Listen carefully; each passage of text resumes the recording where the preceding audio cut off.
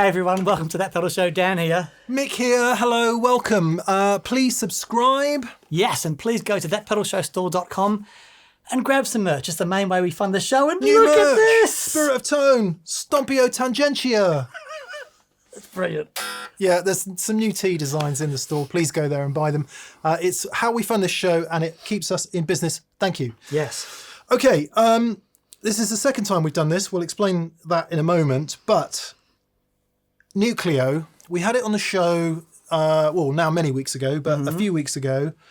And we were just blown away with it. Yeah. We did it in a show alongside a bunch of other pedals, and Dan hit fuzz into it, and it just was like, okay, this might be a contender.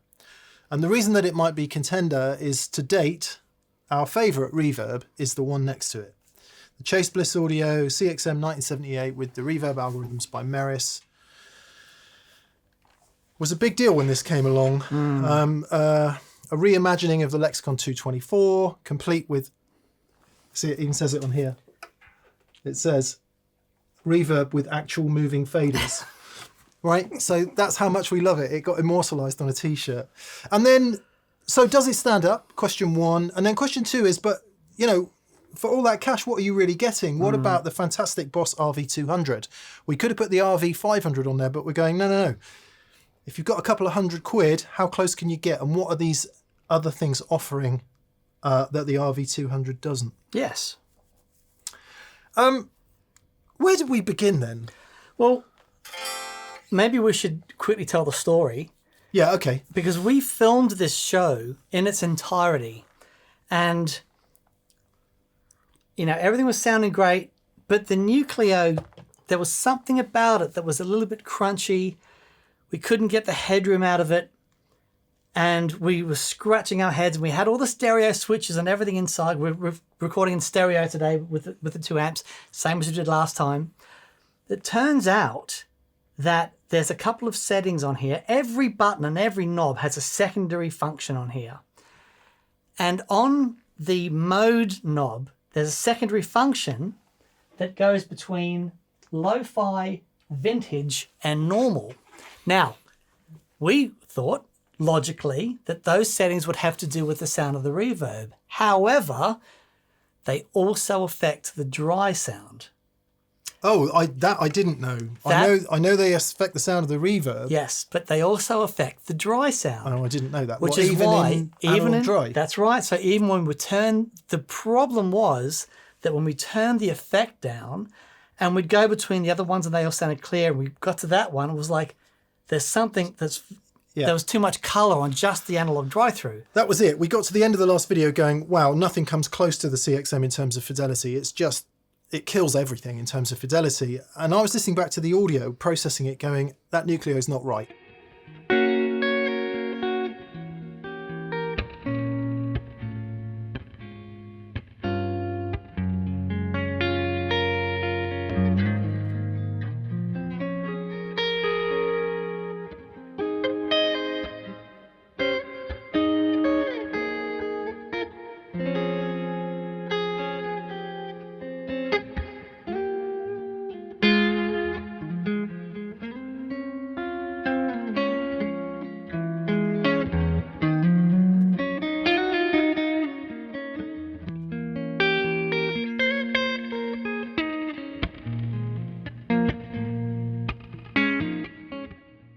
Because in the room, it sounded amazing. Yeah. And it does really, sound amazing. It does sound amazing. But you listen to it back and there's a low... Anyway, let's see if we can replicate that and fix it. Yes. But to begin with, so can we please start with... What we want to do straight off the bat, right, is just to listen to the basic reverb quality. So we'll set up, let's say, a room, because all of them have room sounds. Okay. We'll set up a basic room, and we'll just flick between them, and we'll anchor ourselves in the right place. So the first thing I'm going to do is I'm going to turn all this gubbins down. Yeah. So all we want is the room and blend as you see fit. So can you, let's make sure that it's in its live clearest mode, like not vintage. That's right. How do you do that? So we go to function 2. Yeah. And then we go to normal. Now we go to live. Okay. We want the room. And we'll change some of those on the fly in a minute. Now, genuine, right? I know we haven't barely played a note yet. Dan played us in beautifully, but we've barely played a note yet. Genuinely, this is something I've discovered as a tangent, since we haven't even got going. So if you've already turned off, welcome to that pedal show. On my bass pedal board, right, I've got a pedal, a Para EQ by Empress. Yes. Sounds amazing. I can't see the controls. I can't see those controls. Yeah. I physically can't see them. My eyesight is not good enough to see them. So, yeah. Do I need new glasses? It's a long story. I think it's a problem, man. I really agree. do. And, you know, this is marginally better. Yeah. But not really. No. And especially when you've got secondary functions and it's like, sorry, what? And they're so tiny. So anyway. Okay, so I'm going to just set up my standard room on the CXM because that's what I know, and then we'll figure out the RV-200 in a minute. So, okay, so just the amps. Let's listen to just the amps first. I wonder what the settings are. Needless to say, there's no reverb in either of the amps. They're turned off.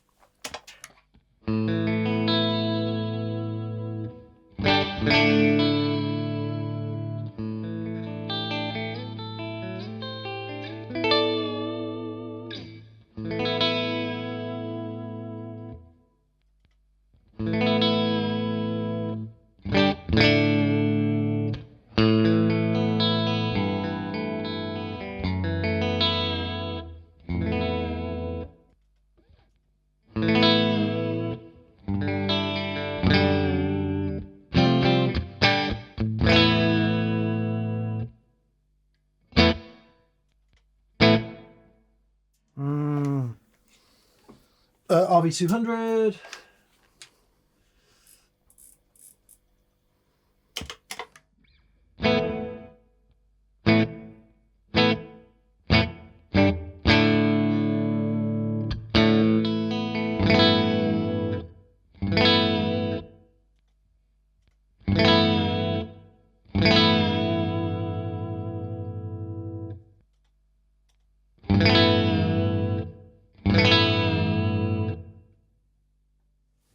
Pretty good. Hardly massive epic reverb sounds, but I think the short rooms it's the sound I use the most. Yeah. Really cool. One of the things you might want to hear on a short room reverb is pre-delay. Yes. Now, what's really cool about the RV-200 is it's got its own pre-delay knob. That's nice. It works slightly differently in the CXM. In order for the pre-delay to occur, it occurs much more forcefully in lo-fi mode than it does in the other modes. In the CXM, it's on in the Nucleo, it's on a secondary function. That's right. On the decay knob. On decay knob. So in order to change that, you have to flick the switch to position 2, change it, and then let's see if I can manage that. Sure.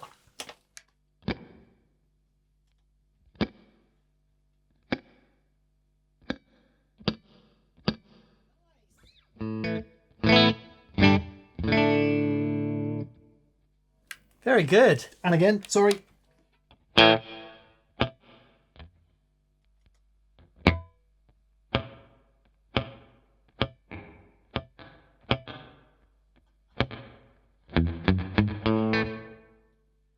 Just in case you were wondering, that might be one of the things you might want it for a sort of slap. Yeah, right, okay, RV-200.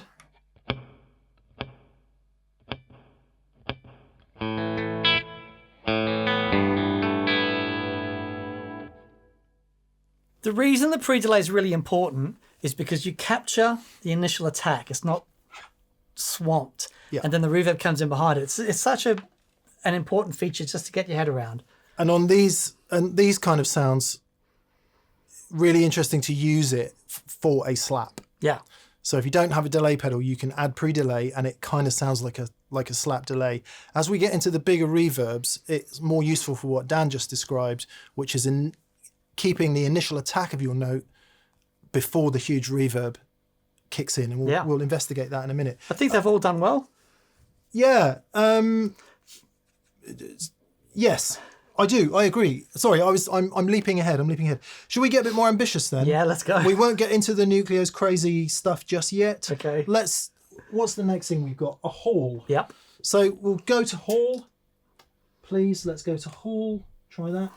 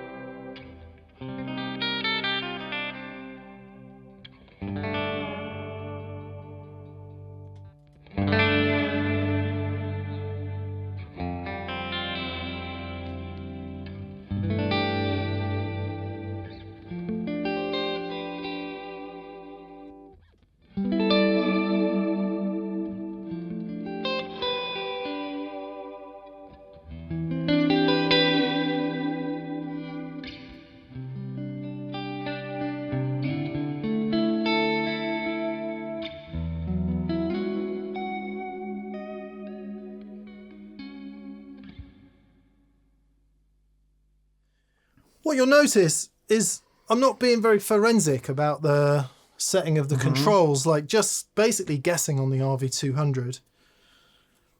Setting a slightly longer time and a bigger decay. Clearly you can get in really deep and there are secondary functions on everywhere, but I think it speaks a lot for the basic UI of each pedal. Yes, that you can get in there and just, in some sense, WYSIWYG. Yep. I just want to check one thing on the RV-200 a minute. Can you just...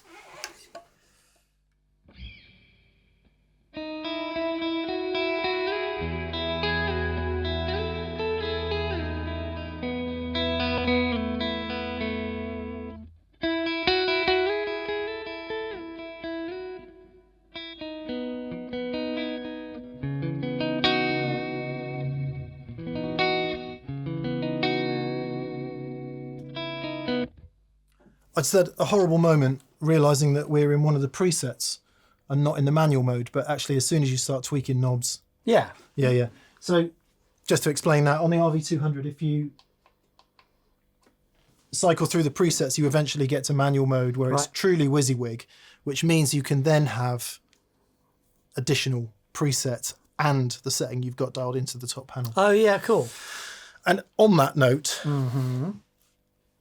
apart from its tone, the thing I love most about the CXM is everything you see is happening. Yeah. Boom. Yeah, I know. It's magic. So at an instant glance, you know where you are. You know where you are, which means everything's tweakable. Yeah. So it is, you know, it's the UI trade-off for real estate. Yeah. I.e. a small pedal and simplicity of operation where some things necessarily have to be hidden. Yeah. Especially when there's so much functionality. But it would be one thing to say it's big, but you can see everything. But when you hear it and the quality of it, it's like, okay, it's that size for a reason and you can see everything and then you hear it. It's like, and whenever I hear it in your rig, I'm like, I've got to make room for it on mine. I don't know how I'm going to do it, but yeah. I just never used really a reverb pedal before it came along. Anyway, I'm not going to eulogize about it. Yeah. Let's get into this thing with the Nucleo then before we explore some of its other functions. I want to hear that the character of the... What does that say? Shenanigans 1, Shenanigans 2, and Shenanigans 3. You've got modulation, air, and flux. And then I meant the reverb character. The very basic thing. Sorry, the reactor. No, the reverb character itself. On that knob. Hall. Lo-fi, vintage, and norm. That stuff. So I got to have it on my iPad here, right? Because I'm not trying to be negative. I just genuinely can't see it. Okay. So I've got it on my iPad, so now I can see. Well, let's get up like the most fidelity possible. Let's get that tone control up there. Yeah. Get a bit of decay going. Leave it on Hall. Leave it on Hall. I just want to see what happens when we change that mode. Okay. All right.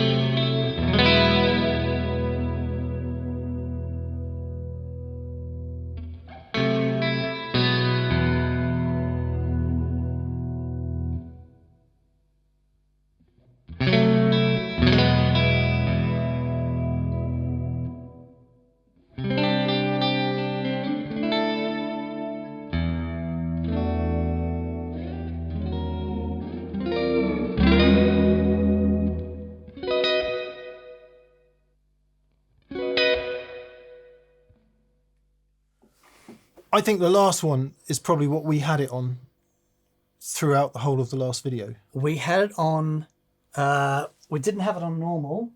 We had it on vintage. Yeah, on this one. On the one we... Is this vintage? That is No, lo-fi. this is lo-fi. Yeah, vintage is in the middle and normal's on the right, which is where we want it. Yeah. So just let me hear that again then. Just do something that decays. So I'm going to turn the decay up even more. I'm going to turn the decay up, and I'm going to turn the level up so we can really hear it. Okay.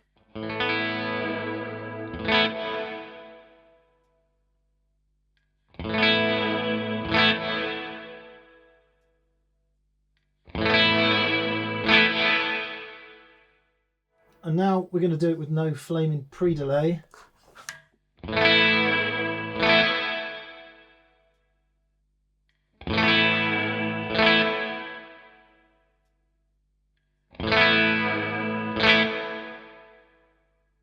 I can't wait to hear that back, because in the recorded audio it was 10 times more noticeable than that. Right. So now if you turn the mix all the way down and just listen to the dry sound. Right. Right, hang on. So I have to put it on there. Okay. Okay.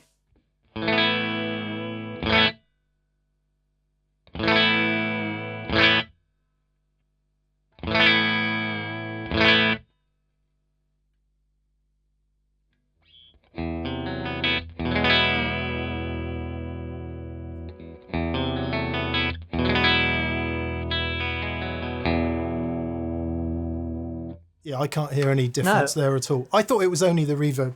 No, well, I did check with Emilio. I have an email trail.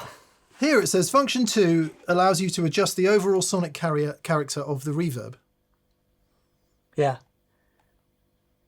But according to Emilio, it does Oh, also... no, you're right. Add subtle wow and flutter and warmer sound to the reverb and the dry signal. There you go. So maybe you have to have them mix You have to have them out. There you go. That will do it. All right. So if you turned off, this is what we've been through, because just trying to fully understand how to get the Nucleo in its Most open position. Yeah. most fidelitus. Yes. Yeah. Fidelificus, the most fidelity. We've had a head scratching, and in addition to that, we'll maybe end the moans here. Dan, you discovered something about the bypass state as well, or the dry-through state, should I say? Well, yeah. Well, this is actually, I mean, it's a great thing about the Nucleo, but something in reverbs in general that you need to watch out for. And if you're running stereo, it's whether or not the reverb is true stereos.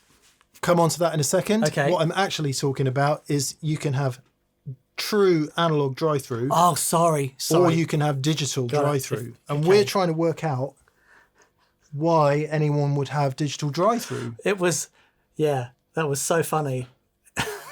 And yeah, you know, it's one of those things that you can just have process drive through. And when you compare them, it was... And you have to do that by going into something called configuration mode. Yeah. Because some of the secondary functions are actually tertiary functions where you have to be in the separate configuration mode to access them, which we're not going to do. Yeah. But we are in analog drive-through mode. And we're in true stereo as well. And if we do this, we're back. Oh, I nearly twisted the bloody knob off there. Then That's it. Back there. We're back to the highest fidelity. There we go. Right, sorry, stereo. So, yeah, so the stereo thing, unless you want to go through some other sounds before we do the stereo thing. Let's talk about stereo. Okay, all right. Because we've got them set up in stereo today. We do. Stereo reverb is a really interesting thing. So let's just grab a couple of nice large sounds on all of these pedals, right? So there's the Nucleo.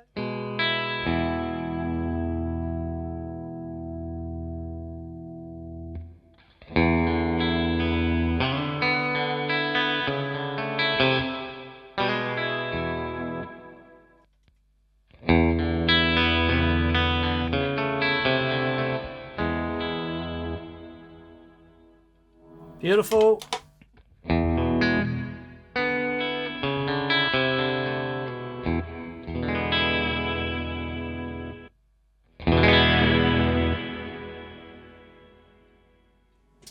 Okay, so we currently have stereo in and stereo out on each of these pedals. Now, what does that actually mean when it comes to creating the reverb? Every reverb pedal is different, but there is a process in a lot of stereo reverb pedals that to create the stereo image, what it actually does is it takes the inputs. So let's say you've got a wet dry or a ping pong delay. And I'll show you those in a second. But it takes those inputs and it splits each input, and then one of the splits goes along the outside, so the analog drive-through on left and right. But the reverb is actually created by summing those two inputs together. It then creates a stereo image and then mixes those back left and right onto the analog inputs. And some reverb pedals treat left and right completely independently.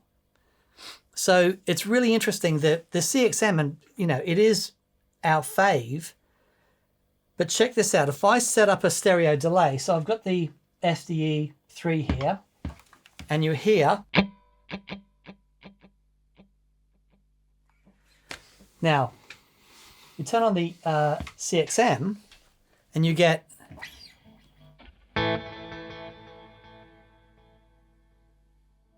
and you're still hearing left and right, but that's the analog drive-through. If we turn the mix up to 100%,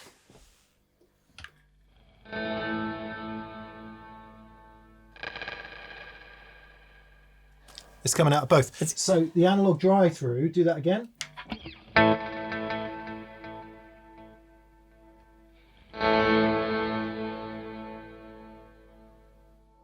Obviously, it's much less noticeable with the mix up to 100% because it's drenched in reverb.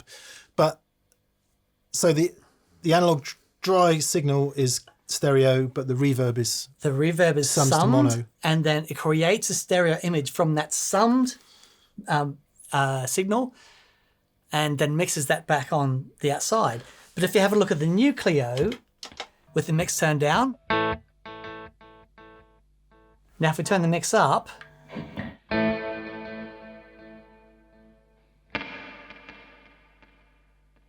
And so you hear that ping-ponging left and right because it's a genuine stereo delay. Genuine stereo reverb, where each engine, left and right, is independent. And where this comes into its own, which is really important, is if we're playing wet dry. Yeah. Right? So let's say... Can we just see if the RV-200 does Yes, it? great idea. So...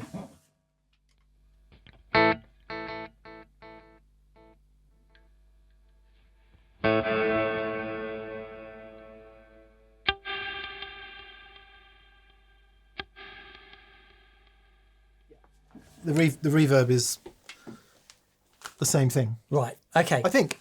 Right. So it's a very common thing, and it's not necessarily a bad thing because, you know, they still sound great, and it is a stereo image that it's mixing on, but they're not necessarily independent. But where this becomes really interesting is if you're doing a wet dry thing. Okay, so I'll turn all the reverbs off. I'll turn the delay off for a second, and I'll just turn on some overdrive, and we'll turn on the Monk, and this will be going to both amplifiers. Beautiful. Now it's only going to go to one amplifier.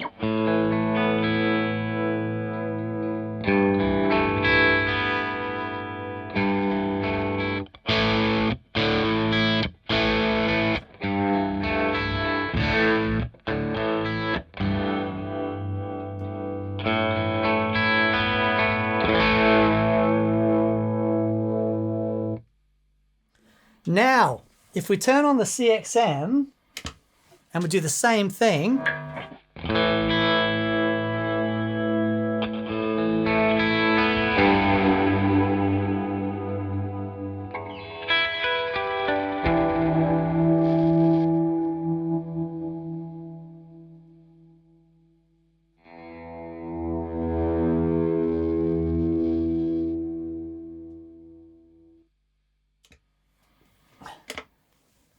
so we're hearing the modulation in the delay in both and the reverb in both amps.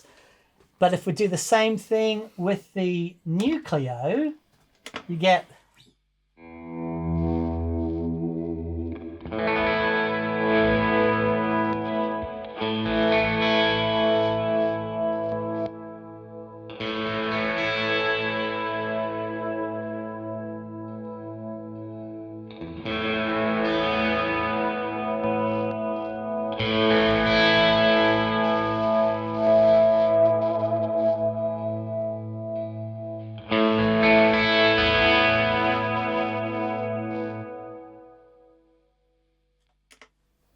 so it's doing that thing where each engine is completely separate. Yeah, so it's keeping the harmonious Monk truly parallel all the way through. Yeah. Whereas, yeah. Okay, cool. So it's just one thing, you know, that may be important to you, it might not. If you're fastidious about your, you know, Dan's very, very fastidious about dual parallel delay lines, or parallel delay lines, so making sure that one delay never hits the other. Yeah. And so if you were using a certain reverb sound, then they would be summing, or at least they would be affecting each other once they hit the reverb. Or you'd be hearing them both out of both, which you don't want to hear, right? Yeah, exactly that. Yeah, exactly I can't say that it's not something that's ever kind of where I've gone, oh yeah, I don't want that. No. Maybe I just don't notice it. But I remember I got a call from Joey Landreth Yeah. one day going, can you explain this to me? I've got it set up wet dry, but I'm getting both. Yeah. I'm getting the effect in both amplifiers, and it was like, that's what's going on. That's what that is. Yeah. Yeah. So we like the basic character of all the reverbs. Yes. We've talked about the stereo thing. Mm-hmm. One thing we did in the previous version of this video is that we had a fuzz on there, and we did discover that the buffering situations in each of the pedals is quite different. Yes. And rather than demonstrate it all again, maybe I can cut it in actually.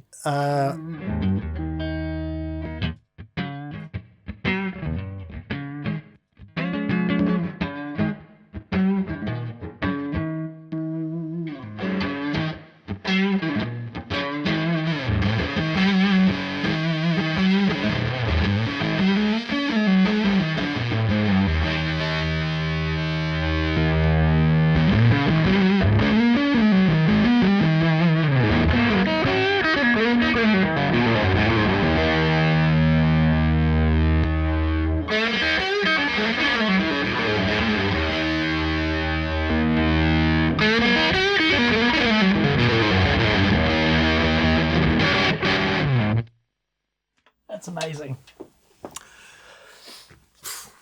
There's a whole separate fuzz here, show here about fuzz. So each one of those reverbs is reacting completely differently to the fuzz. Completely different. Yeah. Okay, so I want to have a look at these the other functions in the Nucleo, because when we heard this the first time, it was just so epic.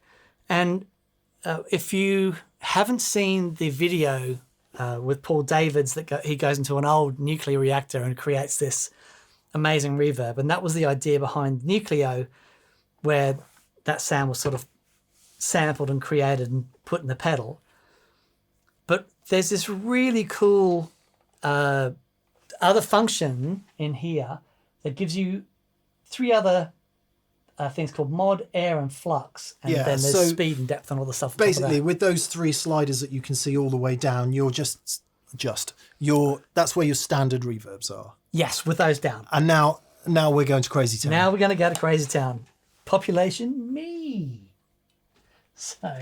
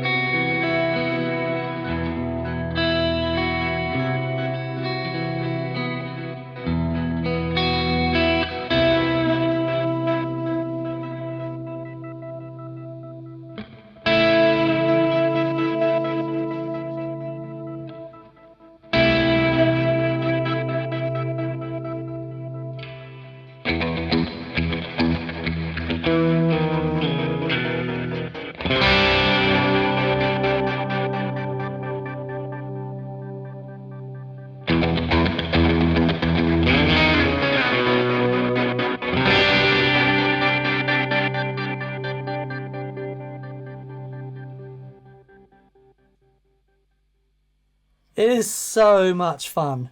So I was just messing around with the modulation depth, the pitch at which it happens, the rate at which it happens, and then the volumes therein. So you've got this granular thing going on. Yeah. Which, as you heard, can be faster, slower, deeper, higher, more or less modulated. Yeah. And that's where the textures are really killer. So at the moment we're still on the Hall setting, right? So if we go to the reactor setting and do that.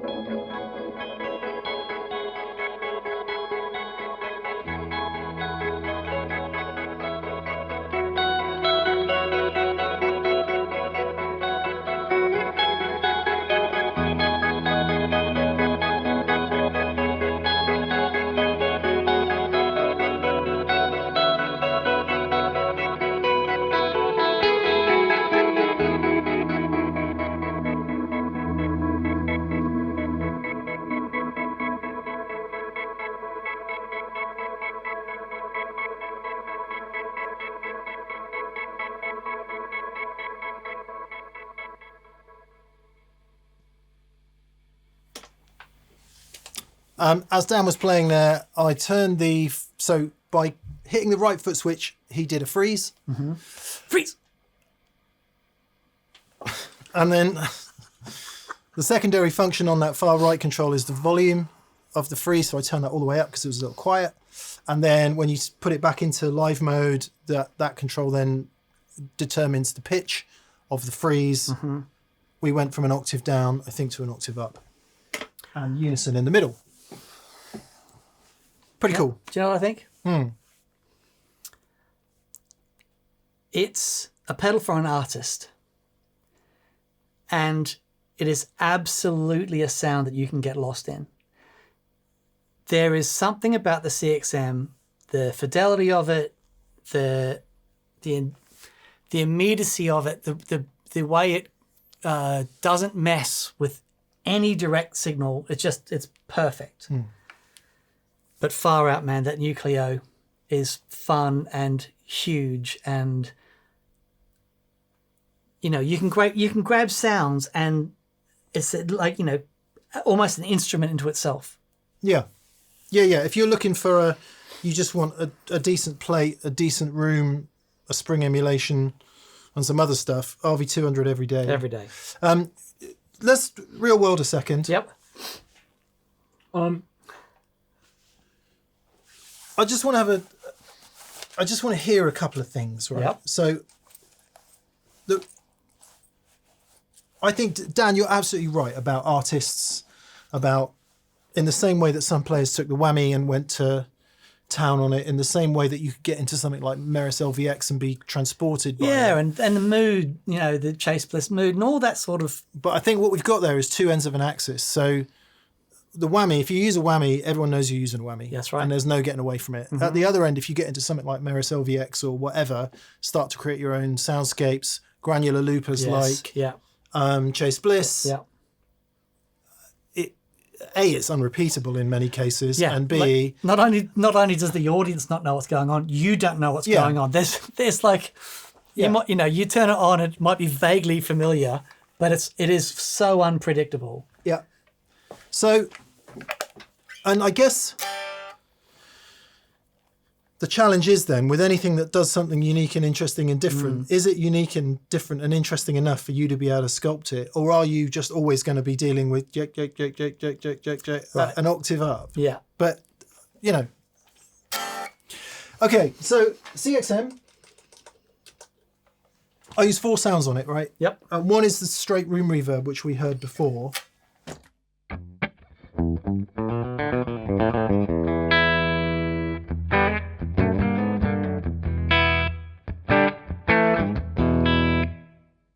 Mixes a little high there. Interestingly, the lower headroom in the bass breaker is making the reverb bloom more. Right. And then if I was playing a Strat with some fuzz on, this would be your...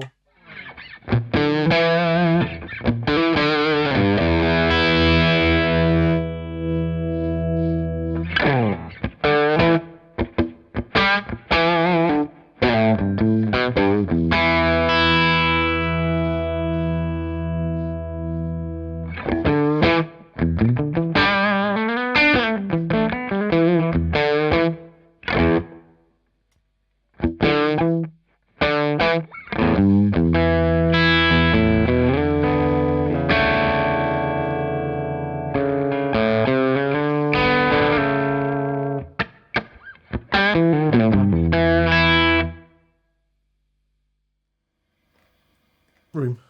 Magic. I dig it. Yeah. So, Okay. just a quick dial in, right? So we're back to the room sound on the Nucleo.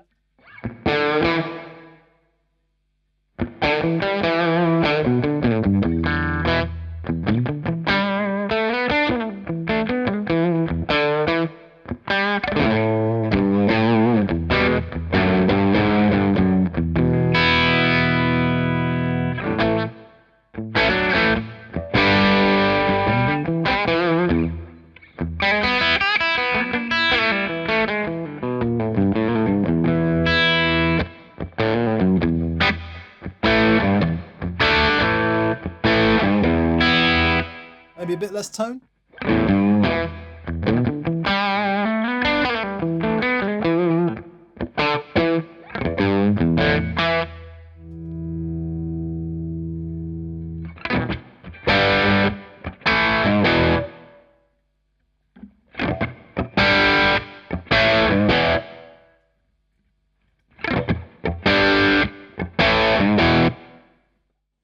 That's cool. That's what we were hearing. Yeah, that's right. In But the it's first. like going between the three of them was like, oh yeah. So, back to our original observation.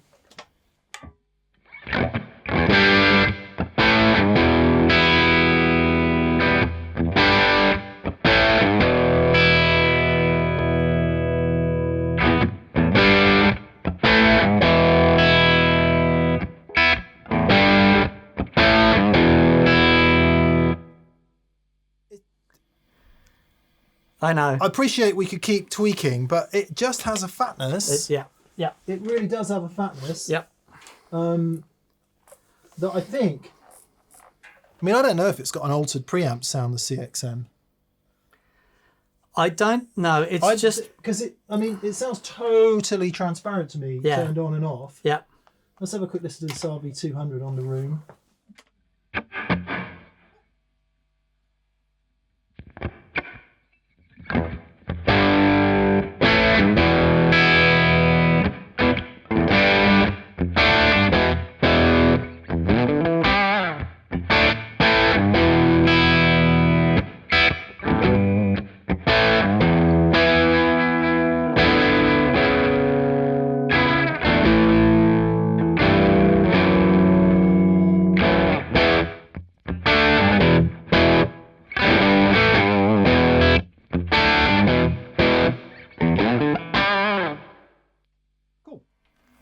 It's very cool. It's very cool.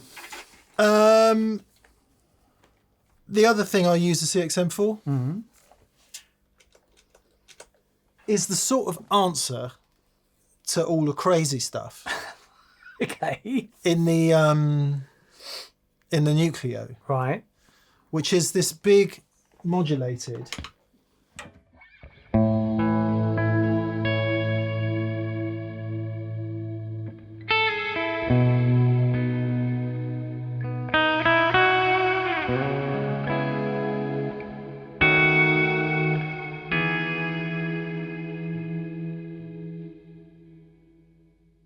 So I'm interested to know if in the reactor setting with Yeah, hang okay. on. In the reactor setting, is there a lovely big modulated reverb that is similar without invoking the Sure, okay. And I think the air and the mod Yeah.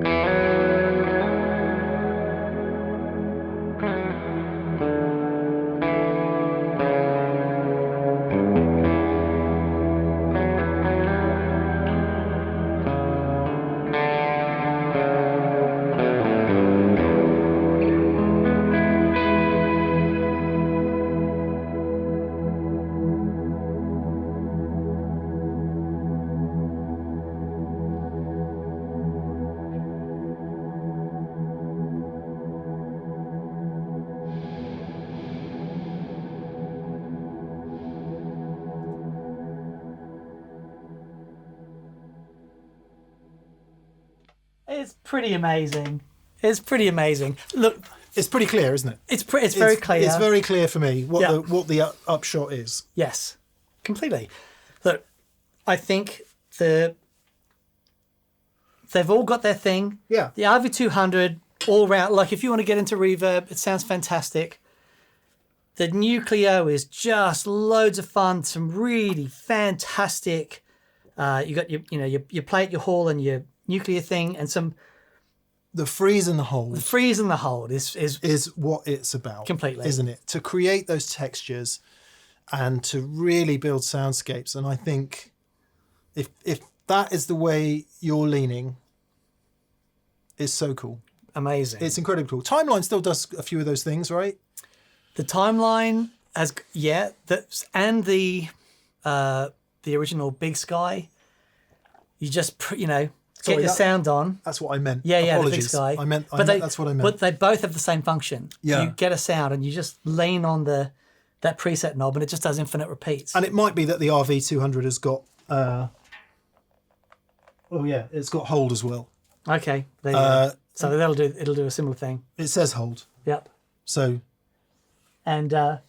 CXM has hold for save and hold for bank. Yeah. Anyway, it might be that those functions are in there. As we said, RV-200, just a no-brainer. Man. At that price. I think Completely. it's somewhere around £200 or dollars at the moment. There or thereabouts. The Cornerstone, just about 500, is it? 450, something like that. Yeah. So it's over double. CXM is about 1,000. I mean, it's incredibly more. But I can't wait to hear this audio back. Yeah. Just the basic sound of it and the fidelity of it, unless it breaks down or somebody pours a pint in it, I am never taking it off my pedalboard. Yeah. Until next week. I'm not taking it off my pedalboard for another reverb pedal. Right. Yeah. It's wonderful to hear it like this. Yeah. With these amps and stuff. But for me, it's that if you were recording tracks and you were going to use a parallel reverb, or you were creating like studio-y sounds that were there less as overt reverb and more as ambience and as sitting in mixes and all that kind of stuff. Yep. That's what I love it for. Yep. But if you want to go beyond that, Nucleo, it really is spectacular. It's sonically it's beautiful, but I have got so much respect for the artistry of it and the vision of it, and the fact that this is like Cornerstone up to this point have only done overdrives, and then they come out with this. There's at least one modulation, but yeah. Oh, is there? Yeah. Okay. Before. Yeah. Okay. Yeah. Well, Cornerstone have done all sorts of things, including modulation. But when this came out, it might be their first MIDI pedal. Certainly their first digital thing. Yeah. And it's just, they've knocked it out of the park. Yeah. So yeah, wonderful. Groovy. Okay. I hope that wasn't too painful. Dan and I have struggled with the UI a little bit, and I think that what that says is, you just have to put the time in. Yeah. And once you put the time in, things like that become second nature, and stuff like I can't read the Yeah, that's right. It's legends time on the spent. top panel. Yeah. None of that is a problem once you put hours and hours and hours and hours in, if you're willing to do that. So yeah, cool. Magic. There you go. Thank you so much for watching. Again, please subscribe if you haven't already subscribed. If you have subscribed, create another account, subscribe again. And also, please go to thatpedalshowstore.com and grab some merch. T-shirts, and we've got strings and hats and picks and hoodies and Loads of stuff. loads of stuff for Christmas. And if you don't like it, buy it for someone you don't like. Nice.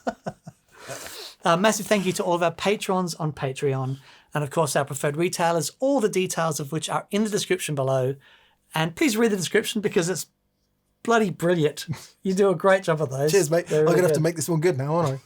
Make up some new lies to go in there. All right. Thank you very much for watching, and we will see you on Mondays, most Mondays, for viewers' comments and questions if you want to drop in and discuss any of this stuff. That happens at 5 p.m.